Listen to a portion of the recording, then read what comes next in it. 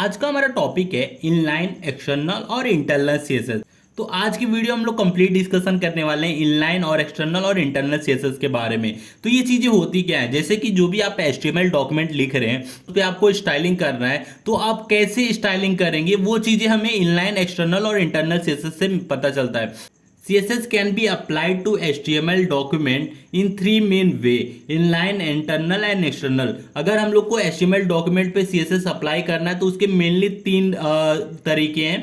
पहला है इनलाइन, दूसरा है इंटरनल, तीसरा है एक्सटर्नल। तो सबसे पहले देखते हैं इनलाइन CSS क्या होता है। इसका पहला पॉइंट है inline CSS is use to apply a unique style to a single HTML element. जो इनलाइन CSS होता है वो हमें क्या देता है, यूनिक स्टाइल देता है अप्लाई करने का, वो भी सिंगल HTML एलिमेंट में। मतलब it is added directly within the HTML element style attribute. ये क्या करता है कि डायरेक्ट HTML के जो भी एलिमेंट होते हैं उसके एट्रीब्यूट के तौर पे हम लोग क्या करते हैं, CSS को अप्लाई कर देते हैं। कैसे? अब जैसे कि हमारा P क्या है, एक एलिमेंट है, इस एलिमेंट का एट्रीब्यूट हमने स्टाइल लिया। स्टाइल क्या है, हमारा एक CSS प्रॉपर्टी है, जहां हम लोग को CSS अप्लाई करना है, उस स्टाइल वहां से हम लोग अप्लाई कर रहे हैं। तो CSS का एट्रीब्यूट है स्टाइल। तो स्टाइल इज इक्वल टू, अब जैसे जो भी इन्वर्टेड कॉमा में हमें प्रॉपर्टी दे देना है, जैसे कि कलर, ब्लू, फॉन्ट साइज, ये सब चीजें दे के हम लोग क्या कर रहे हैं, डबल इन्वर्टेड कॉमा से क्लोज कर देंगे। फिर एंगुलर ब्रैकेट क्लोज करके जो भी हमारा पैराग्राफ है वो चीज़ तो लिखा ही रहेगा HTML में। तो इस चीज़ से हम लोग क्या करेंगे, जो भी हमारा टेक्स्ट की कलर रहेगा वो ब्लू हो जाएगा, उसकी साइज क्या हो जाएगा, 20 पिक्सल हो जाएगा। तो ये चीज़ हमने कैसे किया, इनलाइन CSS से किया। तो इस चीज़ को हम लोग क्या करते हैं, एक बार अपने विजुअल स्टूडियो में कोड करके देख लेते हैं। सबसे पहले हम लोग क्या करेंगे, अपना विजुअल स्टूडियो खोल लेंगे। फिर विजुअल स्टूडियो खोलने के बाद फिर उसके बाद हम लोग क्या करेंगे, एक फोल्डर क्रिएट करेंगे। अब जो मेरा HTML का फाइल का नाम रहेगा वो HTML बेसिस में सिंपली रख देता हूँ। फिर इसको क्रिएट करने के बाद मैं एक इसके अंदर क्या एक फ़ाइल क्रिएट करूँगा। फिर फाइल का नाम क्या रहेगा, index.html। और इसके साथ साथ मैं क्या करूँगा, एक CSS का भी फाइल क्रिएट कर दूंगा अभी। तो CSS का फाइल क्या होता है, style.css, इसका एक्सटेंशन .css से हम लोग करते हैं। फिर हमारा जो भी कोड रहेगा index.html, जो HTML का फाइल है उसके अंदर लिखना स्टार्ट करेंगे। फिर जो हमारा बॉयलर कोड है वो हम लोग शॉर्टकट यूज करेंगे, जैसे कि आपको पता ही है। फिर उसके बाद HTML5 से भी आप शॉर्टकट लिख सकते हो। तो ये दो तरीके हैं जो आप शॉर्टकट बॉयलर कोड आप HTML का लिख सकते हो। फिर उसके बाद मैं क्या करूँगा, टाइटल लिखूंगा अपने HTML का। सिंपली मेरा टाइटल रहेगा add CSS file in HTML, यही लिख देता हूँ, मेरा टाइटल यही रहेगा। फिर टाइटल क्रिएट हो जाने के बाद जो भी हमारा कोड है वो बॉडी के अंदर लिखेंगे। फिर बॉडी के अंदर आने के बाद सबसे पहले मैं एक पैराग्राफ क्रिएट कर लेता हूँ। फिर पैराग्राफ के अंदर मैं लिख देता हूँ कि hello my name is Raju Babu, ठीक है, डॉट डॉट डॉट। ये लिखने के बाद फिर मैं क्या करता हूँ, अब इसको सेव कर लेता हूँ। पहले सेव करने के बाद एक्सटेंशन पे जाता हूँ और एक्सटेंशन पे लाइव सर्वर करके एक एक्सटेंशन उसको डाउनलोड कर दूंगा। अगर आपने नहीं किया तो उसको कर लीजिए, क्योंकि इससे शॉर्टकट हम लोग अपने एक्सटेंशन मतलब क्रोम पे पहुँच जाते हैं। तो नीचे आपको दिख रहा होगा गो लाइव, इस गो लाइव पे क्लिक करते ही आप क्या से पहुँच जाओगे, अपने क्रोम ब्राउज़र पे पहुँच जाओगे। तो बस थोड़ी देर वेट करना है, फिर हम लोग अपने क्रोम ब्राउज़र पे आ जाएंगे। अब देखिए क्रोम ब्राउजर पे आते ही देखो hello my name is Raju Babu, ये हमारा सिंपल HTML का अभी कोड हुआ है। अभी हमने CSS कुछ अप्लाई नहीं किया है। तो अब हम लोग क्या करेंगे, अब CSS अपना अप्लाई करेंगे। और हमारा जो पहला CSS है वो है इनलाइन CSS। तो हमें क्या करना है, अपने पैराग्राफ के अंदर ही हमें इनलाइन CSS अप्लाई करना है। तो स्टाइल एट्रीब्यूट दिया, फिर स्टाइल एट्रीब्यूट के बाद कलर प्रॉपर्टी दे दिया। कलर जो रहेगा हमारा ब्लू रहेगा, और जो बैकग्राउंड कलर रहेगा वो हम लोग क्या ले लेते हैं, बैकग्राउंड कलर हम लोग रेड ले लेते हैं। तो जो हमारा बैकग्राउंड कलर है वो रहेगा रेड। तो सिंपली हम लोग इसको लिखने के बाद हम लोग क्या करेंगे, सबसे पहले सेव कर लेंगे। सेव करने के बाद अपने ब्राउजर पे आ गए, देखिए जो हमारा था वो प्रिंट हो गया।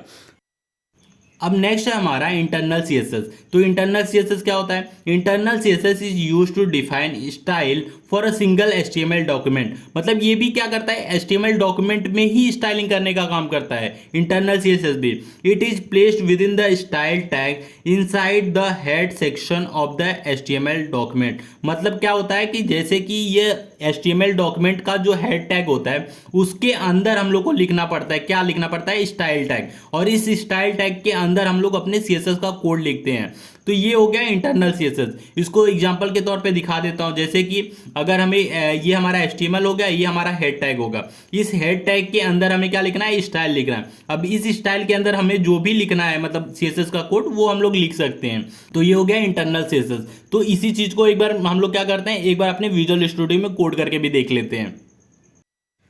फिर उसके बाद हम लोग अपना प्री पैराग्राफ को कमेंट आउट करेंगे। कमेंट आउट कैसे करेंगे, कंट्रोल+बैकस्लैश आप यूज करोगे शॉर्टकट के लिए।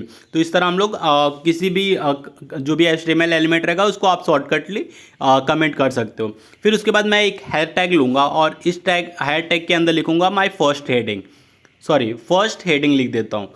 तो फर्स्ट हेडिंग लिखने के बाद फिर उसके बाद हम लोग क्या करेंगे, अब इसका हम लोग इंटरनल CSS अप्लाई करेंगे। और इंटरनल CSS हम लोग कहाँ करते हैं, हेड के अंदर यूज करते हैं। तो टाइटल के नीचे जस्ट मैं सिंपली लिख देता हूँ स्टाइल। और स्टाइल के अंदर हम लोग लिखेंगे सबसे पहले हम लोग लिखेंगे H1, जो हमारा हेडिंग है उसको सेलेक्ट कर लेंगे। सेलेक्ट करने के बाद कर्ली ब्रेसेस के अंदर हम लोग कलर प्रॉपर्टी दे देंगे ब्लू, और बैकग्राउंड कलर रेड दे देते हैं।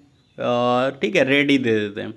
तो फिर उसके बाद क्या करेंगे, हम लोग इसको सेव करके फिर अपने ब्राउज़र पे आ जाएंगे। देखिए हमारा जो भी था प्रिंट हो गया। अब नेक्स्ट हमारा है एक्सटर्नल CSS। तो एक्सटर्नल CSS क्या होता है, external CSS is use to apply style to multiple HTML document. मतलब एक ही CSS फाइल हम लोग मल्टीपल HTML डॉक्यूमेंट पे अप्लाई कर सकते हैं। कैसे करेंगे, अभी हम लोग प्रैक्टिकल करके देख लेते हैं। It is written in separate .css file which is link to the HTML document. इसका क्या करते हैं, हम लोग एक सेपरेट .css फाइल क्रिएट करते हैं। अब इस CSS फाइल को हम लोग क्या करते हैं, अपने HTML डॉक्यूमेंट से लिंक करते हैं।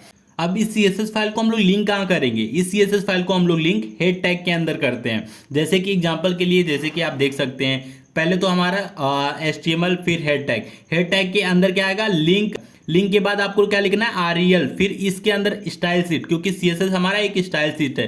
फिर रेफ के अंदर हमारा जो भी CSS का नाम रहेगा, जैसे कि मैंने style.css लिखा है तो वो नाम दे दूंगा, जिससे क्या होगा, हमारा HTML जो डॉक्यूमेंट रहेगा वो CSS से लिंक हो जाएगा। फिर हमारा हेड टैग क्लोज हो जाएगा। फिर जो नॉर्मल हम लोग को लिखना है वो लिख सकते हैं। तो इस तरह हम लोग क्या कर सकते हैं, इस तरह हम लोग एक्सटर्नल CSS को भी अपने HTML डॉक्यूमेंट से लिंक कर करके अपना CSS प्रॉपर्टी अप्लाई कर सकते हैं। तो इस चीज़ को मैं क्या करता हूँ, एक बार अपने विजुअल स्टूडियो में कोड करके दिखा देता हूँ। अब हम लोग क्या करेंगे, जो हमारा इंटरनल CSS था उसको भी क्या करेंगे, कमेंट आउट कर देंगे। कमेंट आउट कैसे करते हैं, कंट्रोल+बैकस्लैश।